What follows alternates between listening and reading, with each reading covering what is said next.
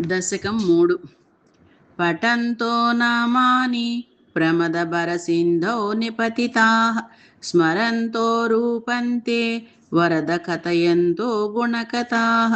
चरन्तो ये भक्ता स्त्वयि खलु रमन्ते परममून् अहं धन्यान् मन्ये समधिगत सर्वाभिलषितान्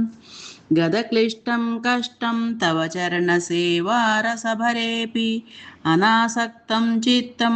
भवति बत विष्णो कुरु दयां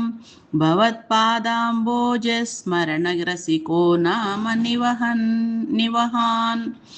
अहं गायं कुहचन विवत्स्यामि विजने कृपा ते जाता चेत् किमिव न हि लभ्यं तनुभृतां मदीयक्लेशौघ प्रशमनदशा नाम कियती न के लोकेऽस्मिन् न निशमयी शोकाभिरहिता भवद्भक्ता मुक्ताः सुखगतिमसक्ता विदधते मुनिप्रौढारूढा जगति खलु गूढात्मगतयो भवत्पादाम्बोज स्मरणविरुजो नारदमुखाः चरन्ति सस्वैरं सततपरिनिर्भातपरचित् सदानन्दाद्वैता प्रसरपरिमग्नाः किमपरं भवद्भक्तिः स्फीता भवतु मम सैव प्रशमयेत् अशेषक्लेशौघं न खलु हृदि सन्देहकणिका न चेद्व्यासस्योक्तिस्तव च वचनं नैगमवचो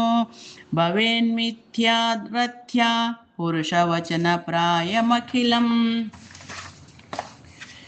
भवद्भक्तिस्तावत् प्रमुखमधुरा त्वद्गुणरसात् किमप्यारूढा चेत् अखिलपरितापप्रशमनी पुनश्चान्ते स्वान्ते विमलपरिबोधोदयमिलन् महानन्दाद्वैतं दिशति किमतः प्रात्यमपरं विधूय क्लेशान् मे कुरु चरणयुग्मं धृतरसम् भवत्क्षेत्रप्राप्तौ करमपि च ते पूजनविधौ भवन्मूर्त्यालोके नयनमतथे पादतुलसी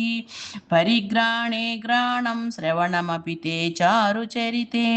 प्रभूतादिव्याधि प्रसवचलिते मामकहृदि त्वदीयं तद्रूपं परमरसचिद्रूपमुदीयात्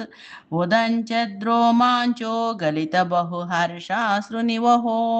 यथा विस्मर्यासं दुर्पशमपीडापरिभवान् मरुद्गेहाधीशा त्वयि खलु पराञ्चोऽपि सुखिनो भवस्नेही सोऽहं सुबहुपरितप्ये च किमिदम् अकीर्तिस्ते मा भूत् वरद गदभारं प्रशमयन् भवद्भक्तोत्तंसं झटिति कुरु मां कं सदमना किमुक्तैर्भूयोभिः स्तव हि करुणायावदुदीयात् अहं तावद्देवा प्रहितविविधार्थप्रलपितः पुरः क्लुप्ते पादे वरद तव नेष्यामि दिवसान् यथाशक्तिव्यक्तं न तनुति निषेवा विरचयन्।